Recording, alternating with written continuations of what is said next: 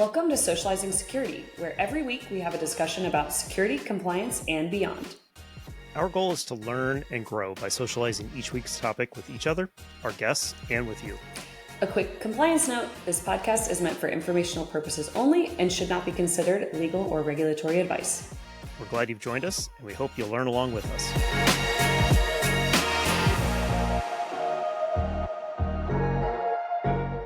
And welcome back, everybody, to another episode of Socializing Security.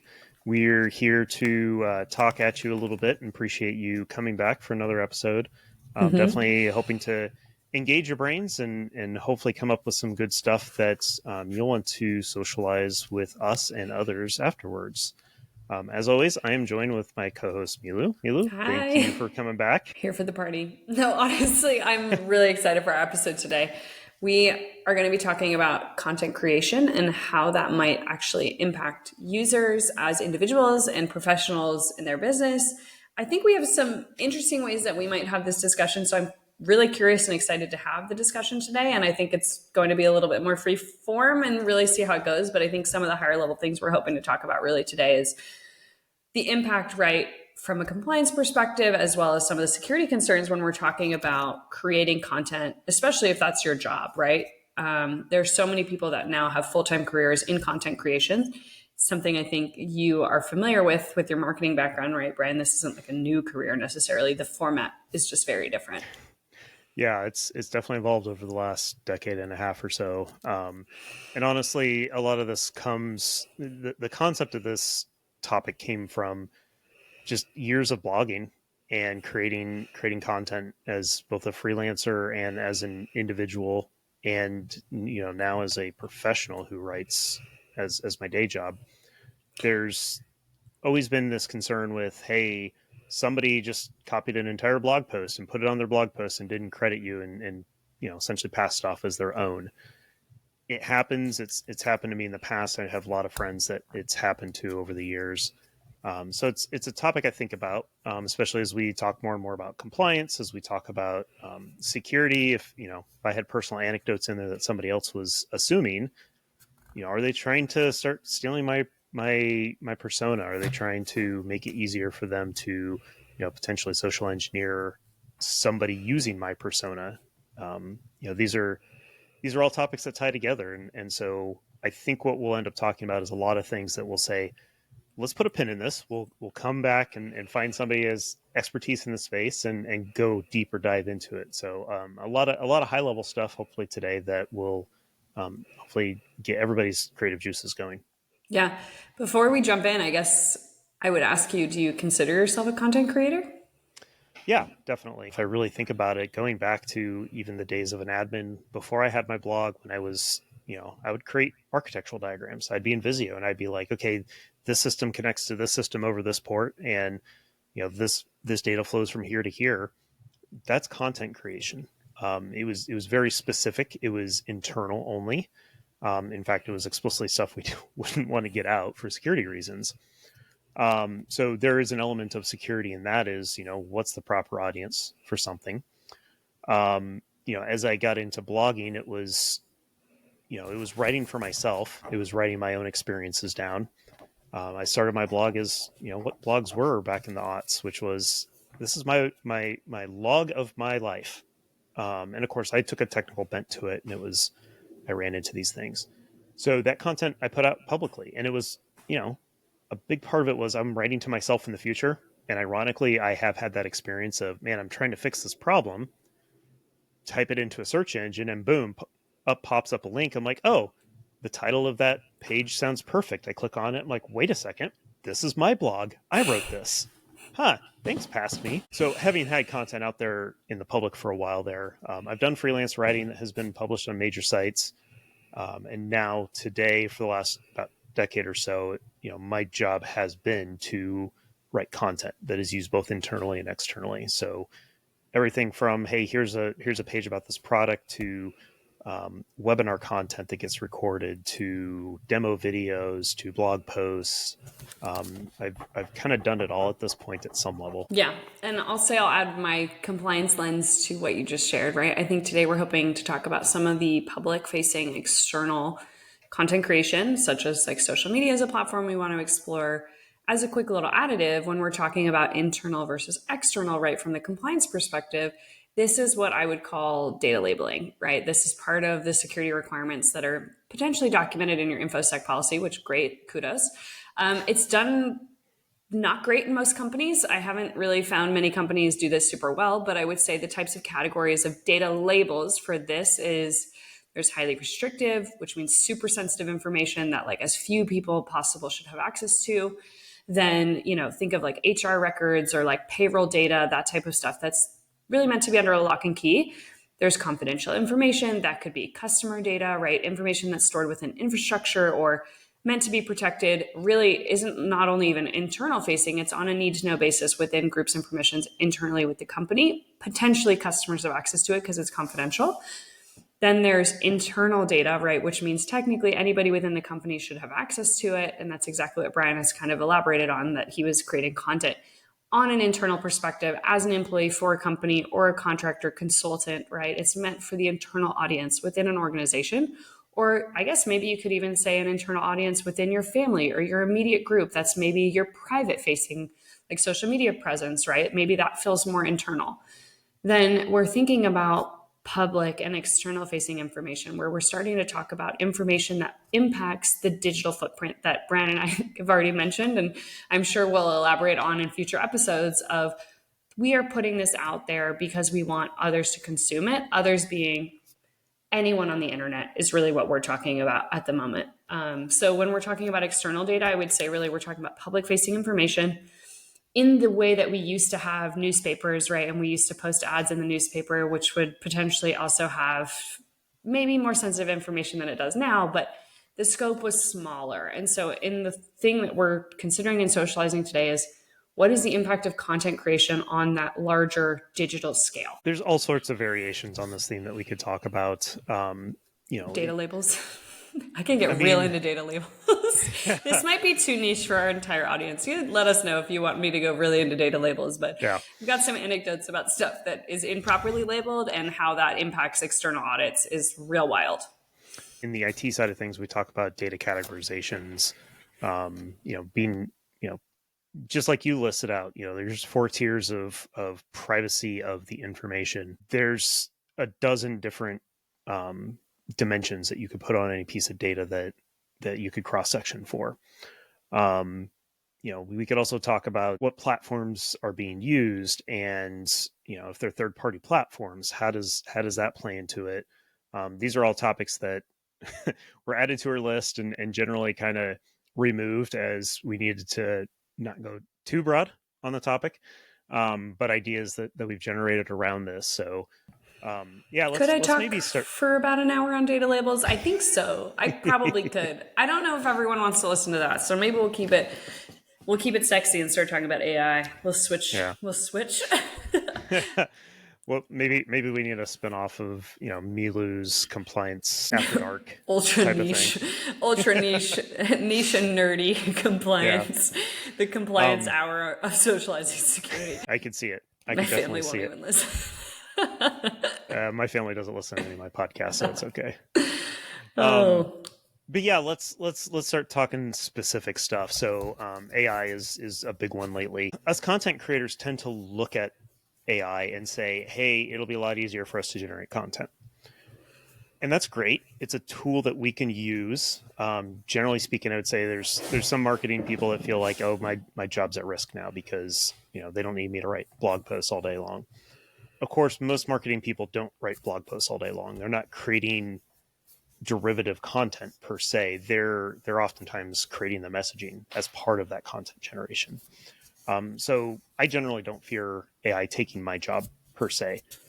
What I do use AI for is to help refine the content, or maybe I have a bunch of different pieces of content and press releases and product documentation, internal training type stuff, and I could throw it into an AI and say, create a blog post about this, and maybe I accelerate the creation of content, which I've never been in a marketing organization that was ever producing content as fast as we wanted to. So it becomes a tool to help us accelerate what we're doing. On the flip side, we look at AI and we fear it because it's going to take our stuff and it's going to do other stuff with it, or competitors potentially grabbing it and doing things with it. So there's a recent case on this law case on this one, Milu, that I think you can maybe inform us a little bit more on this topic. Yeah, I mean, I think it's going to be really interesting related to when we're talking about generative AI and who owns the content, right? That's really what we're going to start seeing litigated. And I would say, as professionals in our respective industries, and I'm not just saying between Brian and myself, but truly across industries, this is a case that we should all watch. And it's the New York Times is suing OpenAI about this, right? They're alleging that they scrubbed a lot of New York Times' content and is now creating, their database is backed into that data set, and they didn't necessarily have the rights to it to use it to train their model. That's really the crux of it. We should absolutely maybe get some additional expertise. I am not an IP lawyer. I'm not your IP lawyer as well. But I know enough that we should absolutely, we're happy. We can obviously link the article itself in the show notes for our listeners to make sure they're engaging and learning about it. I would say it's one that we should absolutely keep watching, because the New York Times historically has gone after copyright infringements cases. It's not the first one. It won't be the last one. I'll say that there are a bunch of lawsuits that are going on in this space that I'm sure is making the copyright industry very busy. I don't envy. I'm trying to we're trying to look into patents and trademarks in general, and the US Trademark Office, they're a year behind, just reviewing applications. There's a shortage of labor in that industry. And now they're probably oh my gosh, here's ChatGPT. And here's our caseload. And I'm sure their billables are going to go up, which is only, good for them. Maybe it's a good time to consider going into patent and trademark law. But these are things that I think we'll continue to watch and see, but it impacts all of us, because as much as we're not the New York Times, we do have a podcast and we do have content in our own jobs and work. And so the question is this our IP? If it's, our photos on social media, right? We're licensing that to the social media giants. We're giving them a license to that information to be able to be hey, we want to use our platform and I want you to see a picture of my dog. I'm going to share that to my friends. And we've given those things. And then if we're setting those to public view, right, not private, we are giving individuals access to that information that maybe we didn't intend to, or again, maybe we don't know who's accessing it, but now it's starting to be digested by generative AI technologies without really our awareness. I think we've consented into it probably most likely we've opted into something that's using it or we've decided to share it publicly. But, we no longer have the choice, or I guess the understanding of who's processing it. Yeah. And that's, we may have agreed to terms on that. We all at some point have clicked through a terms of service and we should have read, but didn't. But when it comes down to it, when I signed up for a social media 10 years ago, never conceived of the concept of a artificial intelligence going and reading all the posts that I put out there, throwing it into a big giant database, processing it, and learning how to process data. And it kind of blows my mind that, once I really started to understand the concept of generative AI and specifically OpenAI, where they, sucked in the entire internet essentially at some point in time. What did I have out there at that time that they maybe gobbled up and maybe getting spit back out now? There's a lot. My entire blog post. Yeah. I don't have anything that I feel is going to embarrass me in the end, but now I'm on extra heightened alert. How quickly could somebody say, write this in Brian's voice and put it out there and have it be something that, may reflect badly on me, and somebody tries to pass it off as me. This actually touches on context. And I think I'm going to drop a awesome speech that I watched on Context by Trevor Noah at last year's Global Privacy Summit in Washington, D.C. That was some of the best explanation I've ever heard about, something I put out on the internet a couple of years ago made sense at the time. Yeah. In the same way that we've all seen that, I don't know if if you had social media and you had Facebook at the infancy, we may have, then some of those things, they don't age well, like in the sense that not again, maybe hopefully like we weren't using it maliciously or really like using it for bad means, but sometimes I'm like, oh, that's so cringy, like, oh, I was using Facebook as Twitter, and like, Yeah. like that's not what it was then. And that was like, because that was what we were doing, like we were using it at the time to be like, oh, I'm going to this thing or I'm doing this, without realizing that that has long-term ramifications, because we didn't know where it was headed. Like that's what's Yeah. so scary about this stuff. And here we go, fear mongering again. But Yeah. you know I would say, to bring it back to like the content creation concern, right?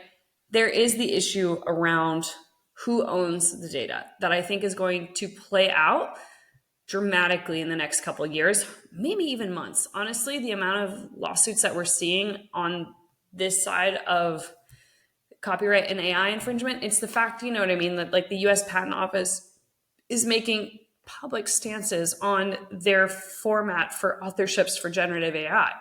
I'm impressed that they're moving that quickly. Again, like no offense to any of those patent lawyers that are working for them, but like it takes a year to get a trademark reviewed, to get it registered, but like they already have a landmark announcement on generative AI. Like, and they Yep. did that, what, I think in February of 24.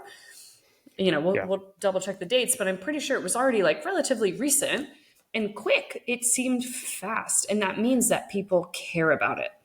Yeah. And given given the two things you're talking about, is in one case they made a decision really unexpectedly fast. On the other hand, you're talking about how they're buried and can't get their heads above water, which tells me that they've gotten so buried under these types of applications that involve AI that they're like, okay, if we don't deal with this, this pile's going to grow 10 times faster than we can deal with it. Which, of course, is what AI is doing to every industry right now. Like, it's producing stuff faster than anybody can deal with it, for good and for ill.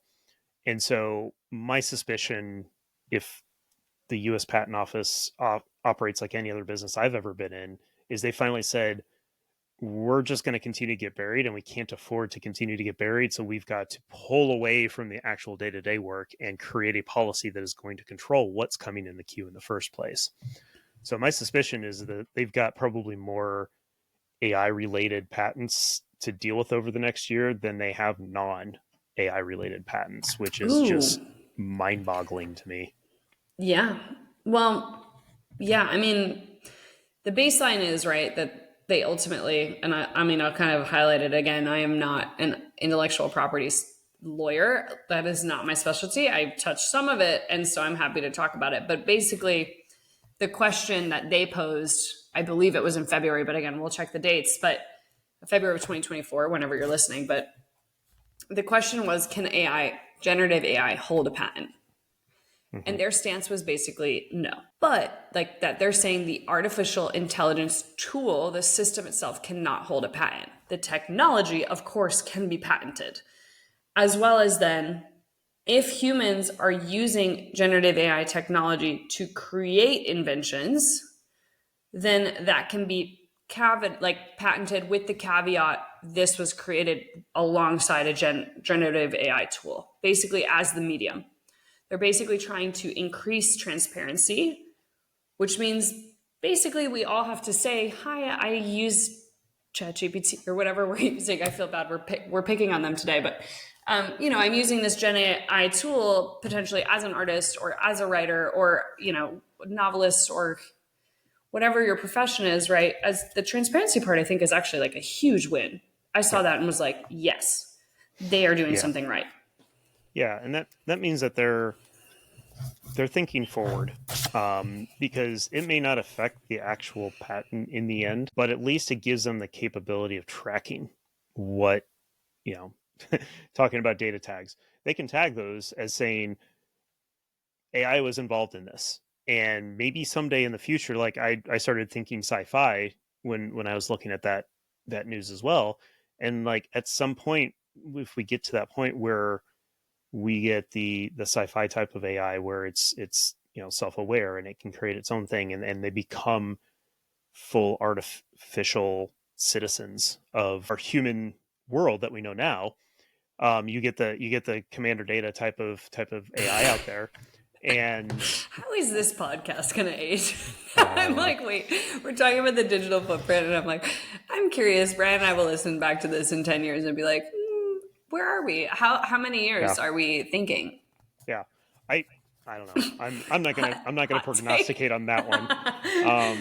Because I never would have predicted this level of AI existing at this point. So it could easily accelerate. I'm hopeful that we slow it down a little bit, and maybe it doesn't happen faster than anybody expects. But at some point, a commander data is going to show up and say, I came up with this thing. I am a fully sentient being. I want credit for this thing. And our law is going to have to change at that point. Like, we've seen so many instances of, what we considered to not be a thing 100 years ago is now a thing these days. So how do you deal with that? Well, I'm happy that they put a solid stake in the ground at this point, knowing full well that it may have to change sometime in the future, but at least there's something defined that is not just a free for all pell mell. It's something that can be focused on. And if it's wrong, cool, we'll update it, we'll move it. We just need to be convinced that it's the right move. Yeah. And I mean, we're going to continue, as I've said, the New York Times case is going to be one to continue to watch, as well as the regulation that's coming out of the National Institute of Standards and Technology. Technology. Thank you. That we're going to see coming out of NIST in the United States as well as in the EU, right? They've actually already approved some of the AI regulation coming out of the EU. So like they basically said, yep, tentatively it's coming and it's okay. So we're going to see a lot of regulation come out to potentially like curtail it a little bit. Like again, we're saying like, oh, we're in 2024, AI is everywhere, which it is. It absolutely. I mean, I'm kind of sick of talking about it at the moment, but it is Yeah. everywhere.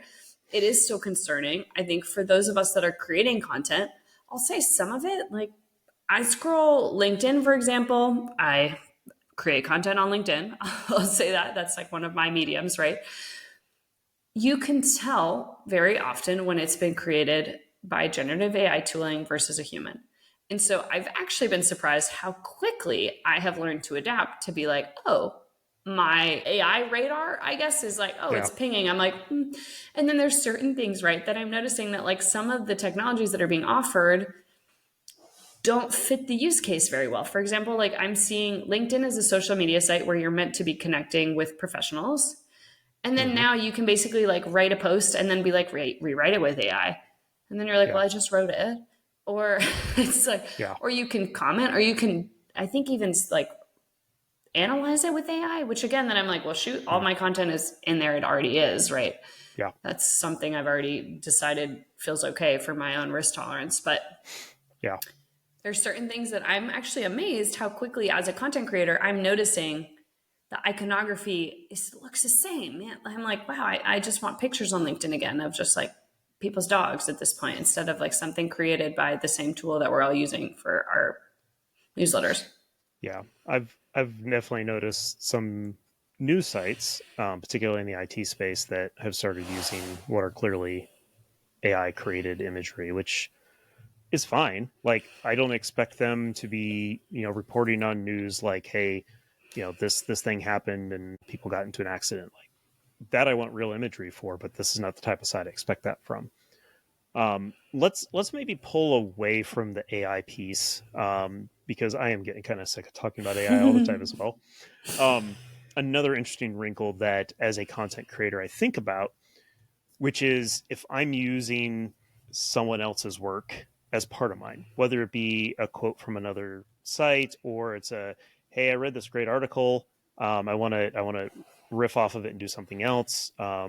Sometimes it's even, hey, I'm using this social thing that's going on this point in time around a TV show or a movie or something to create content to help as an analogy. So the classic is, hey, there's a new Marvel movie coming out. Let's talk about how Marvel character A can teach us about data protection. At that point now, we are leaning at the very least, we're at least leaning on someone else's work to be able to do something.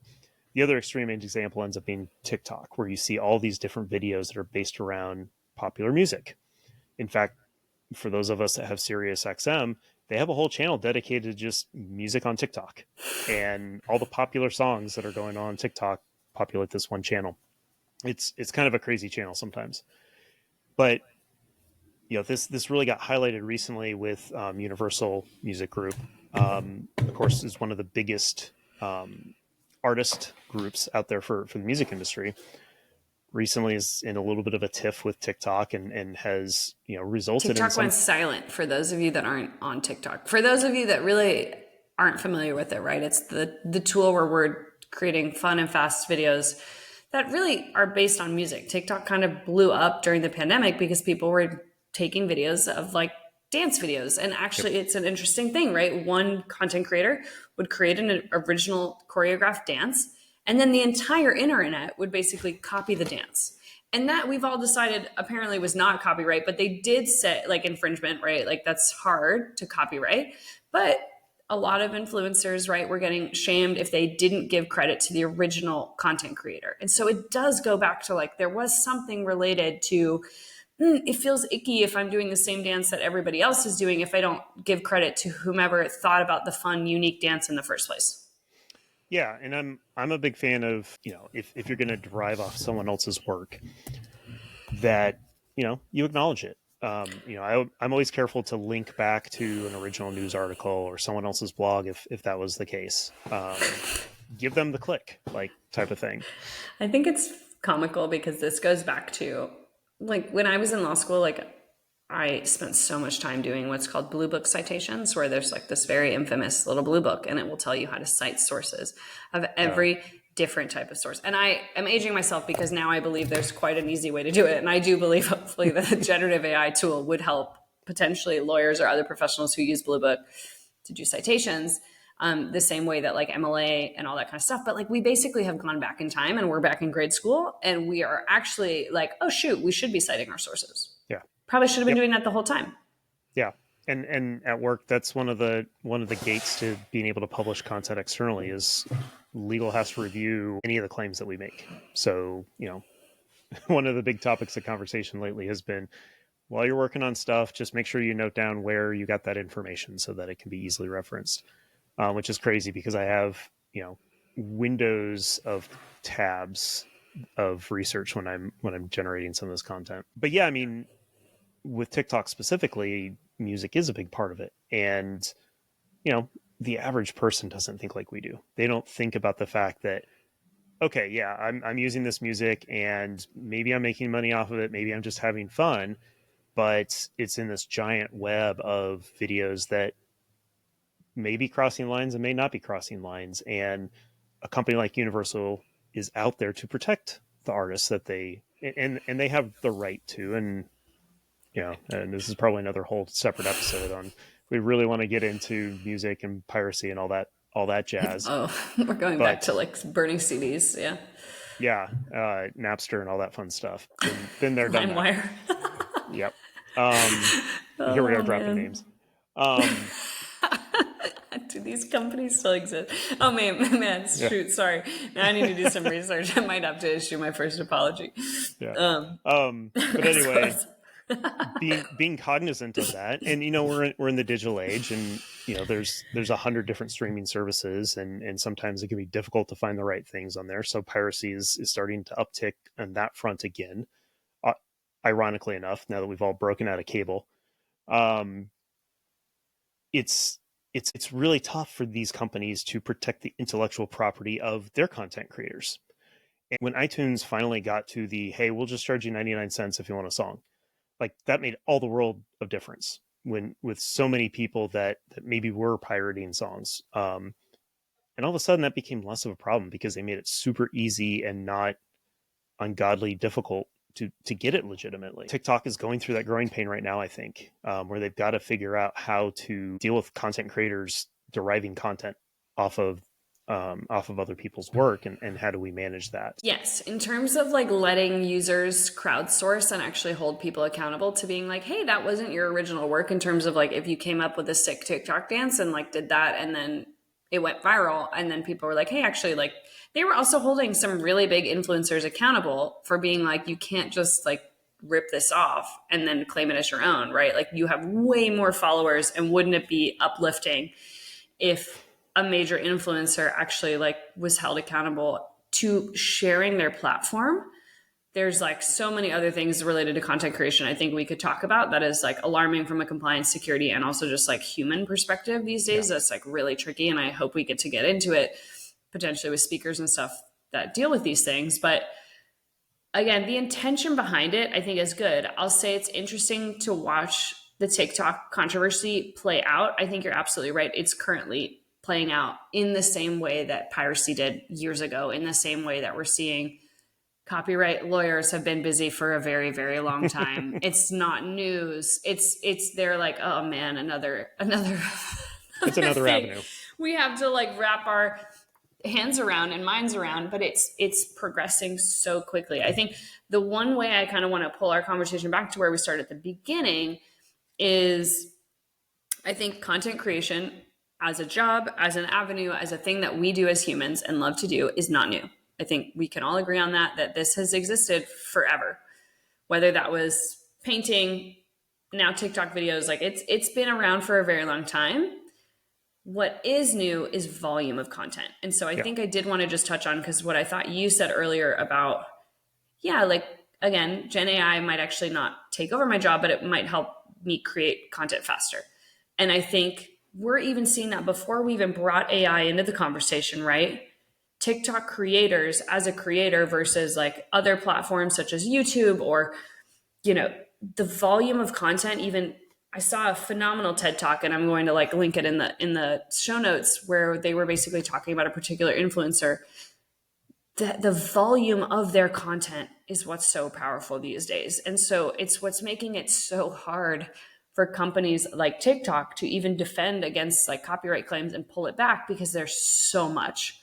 So how do you, and that's exactly why I think Universal Music Group decided to pull the plug on TikTok for a little bit and be like, okay, until you guys figure out how we want to do this, like our artists are potentially suffering and missing out on royalties on these songs getting played over and over and over again on your feed that you're scrolling through, right? There's certain songs that are constantly stuck in my head because I'm literally just consuming the content with a 10-second version of the song, which is actually like an earworm? That's like the concept, right? I just am constantly probably singing all the songs on the Sirius XM radio channel you're listening to. Like they're in my head all the time because I'm getting an earworm, which maybe those artists, actually not maybe, they should be benefiting from that in the same way that TikTok is benefiting from how many users are like actually just scrolling and consuming their content on their app.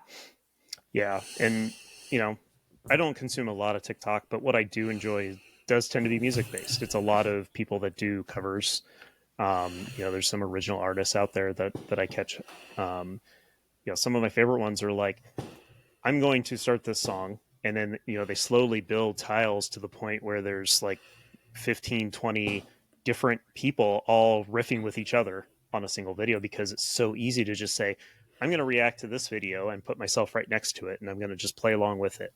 And then the next person does the same thing, and the next person does the same thing. And, the ability to create, but also to derive from is huge. And I've hesitated creating content on TikTok just because I haven't yet figured out what the right kind of content I can create that's going to be meaningful there is, but also just because I'm watching it play out and making sure that it's not going to be a place where I'm going to fall off a cliff myself or have somebody be able to easily take my stuff and go with it, because it is so easy to play off things. Yeah. I think we should end our episode kind of on that positive note, though, of just saying, hey, some of this stuff that content creators are dealing with, whether you have 10 followers, 10 million, the issues are very similar in that this is a new landscape. Existing issues, right? We've had copyright and patent law concerns and copyright infringement issues for a long time. That's not new for artists and content creators. The consumption of content and volume is different, as well as there are some additional vectors that we haven't seen before. Like we're not used to Gen AI scraping the internet and pulling all your videos and claiming your name and your face and all these things, as well as just the intention behind it is actually been super cool. That like on platforms such as TikTok, there's grassroots campaigns happening where people are encouraging, being like, hey, XYZ large influencer, like, let's make sure that, you do credit the original. We're basically holding people accountable on like a grassroots level on a social media app, which is amazing. Yes, I love it. I love it because that's that's where it's most meaningful, being held to account by your own community, not by a higher level body like a government or something, and not being sued out of existence by some conglomerate, but by having your peers say something to you like, you're Not kind of right. not abiding by the rules that we all abide by. It's an honor code, the TikTok honor code. Yeah, can you scooch back in line, please, and then we'll be happy again. I always prefer it that way because it's always the most meaningful way to do it. Yeah, I think it's an exciting time to be a content creator, but I think I would also say, let us know if you want us to talk more in depth about some of the things we talked about, because this one was high level. We did really talk about some of the case law that's coming out that is going to establish precedents. And I think maybe those are discussions we need to have in 3 months because we don't know enough yet. Yeah. And then we're talking about generative AI like we have on other conversations. And also just like, what is the day-to-day reality of being an influencer? I would love to talk to an influencer about their perspective on our podcast just to hear, because I don't have the right perspective. I post pictures to a couple friends, and then I post content on LinkedIn. That's my medium. It's very different. Cyberbullying, for example, like kind of exists on LinkedIn, but not to the extent that it does on some of the other larger platforms. Like there's like no comparison. So I think we'll have ongoing discussions about the risks of doing content creation on such big platforms, and it could be even per platform. So I think today was valuable, but I think we just scratched the surface on this one. Yeah, this is another classic episode of ours so far, which is cool. We got an episode done and we came up with 4 more ideas. So definitely going to dig into data these. Labels. It's really the one that I would like to talk about. No, probably the least exciting and maybe the most straightforward one. But who knows? Maybe I could have a good argument with someone about what we should be labeling our data and to what level. I would say, like, are we training future generations of content creators how they want to protect their information that's going into this digital footprint? I think is where this is going to be headed. Yep. Lots more to touch off on there. So speaking of influencers, how can our listeners at Socializing Security contact us, Brian? Yes. So if you have additional ideas, if you feel like we were completely off base and you want to join us to discuss these topics in more depth, to help us uncover rocks that we didn't even be able to point at, much less turn over, we welcome that. We welcome all ideas and thoughts. So today, the best way to do that, info@socializingsecurity.com. Hit us up there. You'll get both of us, and we'll start a conversation for sure. We're also looking for data ideas. labels, I probably answer first. Brian might skip that one. And maybe we should create data labels at socializingsecurity.com that goes just to Milu, but more to come on that topic. You can find us on LinkedIn as well, both as individuals and also as our company continues to grow. You can find Socializing Security on LinkedIn, and that's probably the best way to reach us for now as we continue to explore how we want to continue to socialize with our listeners. Yep, and welcome all ideas around that. But for now, I think that's a wrap for this one. We appreciate all of you for joining us, and hope you got a little bit of something out of this, and now feel a little bit smarter, wiser, and ready to attack the world. Thanks, everyone. Thank you for joining us for another episode of Socializing Security. We hope you learned a thing or two with us. If you'd like to continue socializing with us on this topic or have feedback, we'd love to hear from you on LinkedIn or social media. Just search for Socializing Security. Or you can email us at info@socializingsecurity.com. Until next time, stay social and stay secure.